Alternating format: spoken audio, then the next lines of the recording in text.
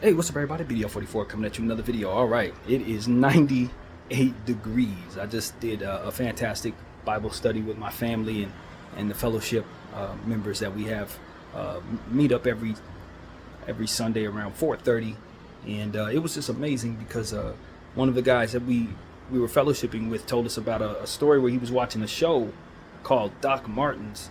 I think it was the name.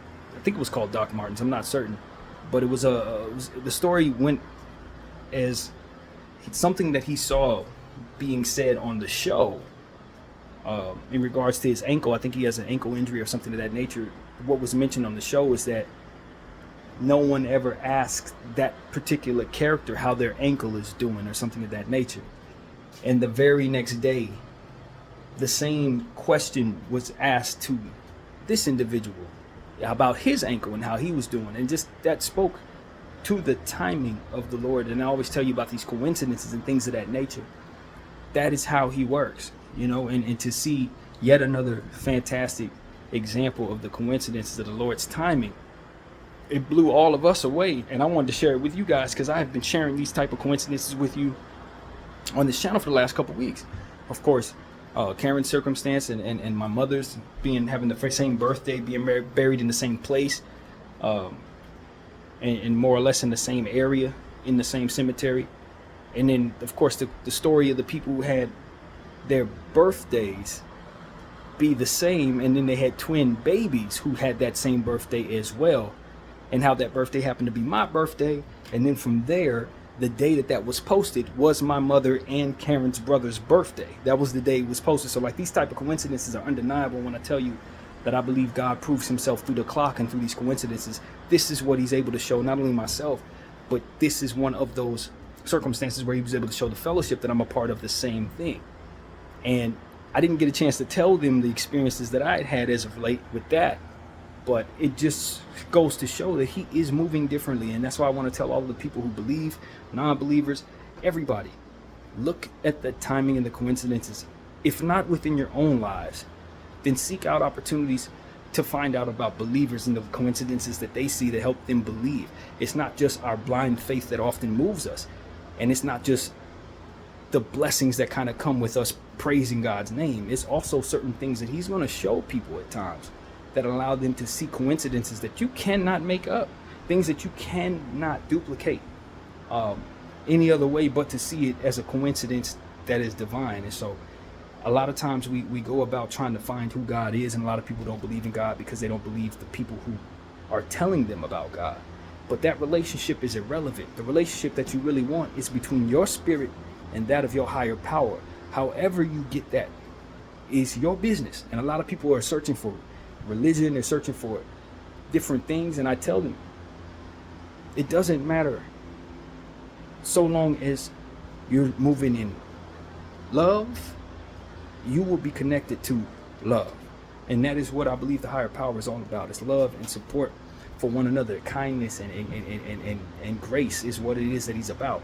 It doesn't matter what religion you're in, because every religion I can think of has had good and bad done in it. Its name. So it's not about whether or not you have the right God. It's about whether or not you have the right motives and the right spirit, and you're moving in the right direction.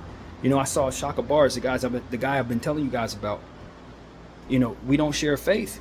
He's very much anti-Western Christianity. He's against it. He doesn't like it at all. But I saw a post that he had put, I believe it was on Christian Rock's page, where she had just christened her baby, the new baby that she just had. And he had a comment there essentially saying something along the lines of, it's colonialism or something like that. Why don't they talk about the old Orthodox religion rather than the colonialism? And I'm like, and I told him, I added him, and I said, though you don't believe in Christ, you are doing his work, and I appreciate you educating us, and I cover you in prayer. And about 10 people agreed with that. 10 people liked it. But that's the energy. It's like, bro, you can have your skepticism, but do not be confused. What compels you to do good is that of what created us, not by name, Allah, Buddha, Jesus. It's not about his name. It's about the works that you do in helping others receive what it is they're supposed to have in this spiritual warfare that we all are in, regardless of your religion, regardless of what your faith or that you have no faith. You are still being attacked by the same enemy. We are still trying to work against the same struggle. So that's what it's about. I think people are looking at it the wrong way. It's an inverted look. We are trying to figure out which portal gets us to God. What we need to figure out is how we can together defeat the enemy. That's all it's about. And what I've come to understand in my walk is that everybody who is of goodness is going to be connected to that God, whether you have religion or not. You're going to be connected to that God. You're going to be used by that God to do good because he is in a war and he's trying to win it. So he put, for example, in my mind, and though I don't know of scripture that will back this up, for what it is that I've prayed about and what it is that makes sense to me, he put Muslims in a different position from which they have different cultures and different things that they have to do in order to align with what they do, because they're in a different space, in a different place, on a different level as it pertains to if I'm on the top of a mountain or if I'm standing on the bottom of the mountaintop. We have different perspectives, so we need to do different things. It's not that you're right or you're wrong. It's just that if I did what I do where you are, I would not have the right way to approach what it is that my purpose is. So that is what seems like is the way it is in regards to religions. Certain people, they have different ways to live based on different perspectives and contexts from which in that perspective they must survive. So for myself as a Christian, I was given kindness and given the Christ that is supposed to be loving in nature and not so much about the attacking of circumstances. But if I were from a different place where war is around me and all I know is how to fight my way through, and what we most respect is how to survive in those circumstances, then kindness isn't going to do me much good. And my God knows that. So he put me in a position to be who I need to be, where I am, so that what it is that I'm focused on can be approached the right way. And so that's how I look at religion. It's like I found that people who are different religions, or even some atheists, I found that they are doing God's work. And I found people who share a religion with me who are doing horrible things. So it doesn't work like one would think, that you get into the church with the people and you got it right and that's it. That's not what I found works at all. It's about trusting that what it is that you are doing, compelled to do in the name of the God that you serve, will ultimately attack the enemy from the direction that you are standing in. So to be close to your religion, I tell everybody, be close to what you believe in. And if you haven't figured out that there's anything to believe in, but you're moving in the spirit of love, you will be welcome. You will be welcome, because at the end of the day, you are fighting the enemy just like everyone else who's praying. So don't worry about where you're going to come from in regards to your religion. Don't worry about trying to find God. Know that he's already found you, and that is why you move in the spirit of love. And if you're not, then that's what you need to be searching for, not necessarily a religious path, because we only got but so long to live. You may not be able to get all you need from your religious path, but you can definitely do the good from within your own understanding right now. And when it's time for you to know everything you need to know, whether it be the afterlife or whatever the secrets are, you will be welcomed by that of whom you serve when you're doing the good that all of us are ultimately supposed to be doing in the name of fighting the enemy against us. So understand, we're all fighting the same devil. We're just attacking him from different perspectives. And as it pertains to which one is right, what's right is incorporating love into others who may not think like you. That is the right way. It's to let people who are different in your midst to come together to ultimately fight this enemy. And that's done through love. It's not done through hate. It's not done through war. It's not done through shunning people. It's not done through judging people. It's done by commitment to building however best you know how. Whether it be sacred to your religion, or building by incorporating everybody in, or building by just staying to yourself and doing what you can do creatively, whatever your circumstance is. Maybe it's just you doing a 9-to-5 and doing good work and coming home and raising your kids. You're building something that the Lord can use to ultimately build further. And that's what it's all about. So I tell all my Muslim friends, stay close to your religion. I'm never going to shun you. I'm going to stand outside and I'm going to guard you while you're praying. And I trust that if you have the love of the God that I serve, you will do the same thing. You will watch my back while I'm praying to my Jesus. You will watch my back, because that is ultimately what we're supposed to be doing. Not fighting each other in the name of God, but fighting the enemy in the name of God. And now we do that is through the love of each other, because that's ultimately what it is that he's warring over. It's us and our souls and our lives and our bodies. They're warring for us.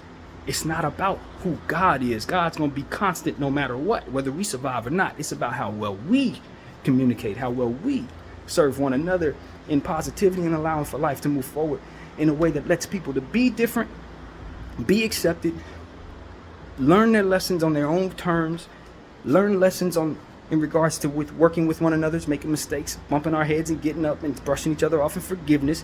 And that's the importance of defeating the devil, because he can live in spaces where forgiveness isn't found. He can live in spaces where shunning people is easy to do. He can live in spaces where greed is found and lust is found and all these different things that ultimately reflect poorly upon us in regards to building what it is that we're trying to build. So that's what I understand in regards to religion. You don't have to have it right, because nobody actually knows. And a lot of the people who claim to have it right are really working for the enemy in regards to tearing down what is ultimately supposed to be bringing people together. That is what it's about. It's about us surviving the lives we're in and passing forward better ways of survival to our children. It's not necessarily about finding God. God's already found us. And so that's what I want people to understand. Through the timing, he proves himself. Through what it is that you've learned and how to live and how to love, you will connect with him by default. And if you are looking for a Christ, I know he exists. This is coming from a space from a Christian who knows he exists, who also knows that people do evil in the name of Christ, who also knows that people do love in the name of Muslim faith. They do love in the name of Buddhist faith. People do love in the name of not understanding anything greater than themselves at times. But at the end of the day, we need to understand that there is something greater than ourselves, and it's called the togetherness that we're ultimately trying to find with one another. And that will be our connection to God, not religion, not hurting others, not putting people through hell because they don't have the right words or whatever. Those are perversions that is meant to make you have less faith. That is a tactic of the enemy that's looking to destroy from the inside out. And as I've mentioned, the agreements that we often have within our own spirits, the demons that we ultimately fight with, the flesh and the doubt and the seeking of God versus the culture that ultimately push him away, is ultimately what it is that we're fighting against every day. It's ultimately what it is that we're meant to fight against, because by default, it's meant to keep us from being built up, as opposed to what it is that he wants to do, the enemy wants to do, which is to destroy everything. So if it's in the name of building, if it's in the name of life, if it's in the name of learning, if it's in the name of God as it pertains to love, then you're going to have God by default. You're going to do his work even though you don't believe in him. And when it's time for you to understand why it is that you felt what you felt, you will know why he made you the way you are. You know, my initial thought was to be defensive with Shaka bars. Like, yo, why are you always disrespecting my God? But then I realized people who claim to be Christians disrespect my God every day. You understand what I'm saying? Who am I to look at him and say, because he has a different perspective or he hasn't learned what it is that I can teach about what it is I've learned, that he's a bad guy when I see what he's trying to do? I see the spirit in which he's working. He's doing Jesus's work. He is trying to bring people an understanding of what's going on in war-torn countries, where children are being evacuated from situations where otherwise they'd be slaughtered. I'm not doing anything great like that, but I believe in Jesus Christ. So who am I to shun a man who's doing his work greater than I? Just because I have an understanding of who he is? No. If I know Christ, then I know he's going to want me to welcome that man in love, whether he know Christ or not. And Christ himself will change his heart in regards to Christ. As soon as he meets Christ, he's going to know Christ is going to want to do the same thing he's doing. That's why I told him he's doing Christ's work, because Christ is right next to him, whether you believe in him or not. And that's the point. That's the point that we've all lost in the presence of the enemy trying to work his way around religion, around our flesh, around the various different agreements that we have inside to do wrong because of our doubt. It ain't got nothing to do with chasing a religion. You can chase a religion because it will give you a perspective that allow you to align with others who agree. But at the end of the day, it's about you and that creator and the war that he's in to preserve the life that we are. And by way of the demons that we have inside of us and the demons that ultimately are around us and others, we will always be at a disadvantage so long as we don't look to build together, because we are living temporary lives, but we're building and passing forward more life that will continue to make it so that we're immortal in nature. And that is what God wants us to be. He wants us to evolve to our highest place, and he wants to take us all to a place afterward where good things can happen. But we can't get there if we're continuing the war with one another over our differences. Differences that allow us to attack the enemy from different perspectives. Perspectives that are necessary to ultimately to destroy that enemy, because if we only attack him the same way, just like any other circumstance, you're going to be easily predictable. So if everybody's only Christian, guess what he can do? He can just wipe out all the Christians, and there won't be no Muslims over there to come at him from a different direction. There won't be no Buddhists over there to come at him from a different direction. There won't be a third religion that maybe I'm not aware of that can come at him from a different direction. But if they're moving in love, they're still aligned with the Lord. And that's what I've known. That's what I've come to know. And that's what I'm here to teach. So understand that I've prayed great prayers over this. I'm in a good space. Even though it's very hot in my room, the Lord has made it so that I have frozen waters. Frozen waters just by default. Let me tell you what he's doing.